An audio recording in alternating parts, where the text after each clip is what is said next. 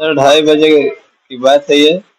पहले 3 लोग ये इधर से सीढ़ी तरफ से आए और उसके बाद सर हम उनको डंडा लेके मतलब भागने मारने के लिए दौड़े, तो वो हम लोगों को मारने लगे।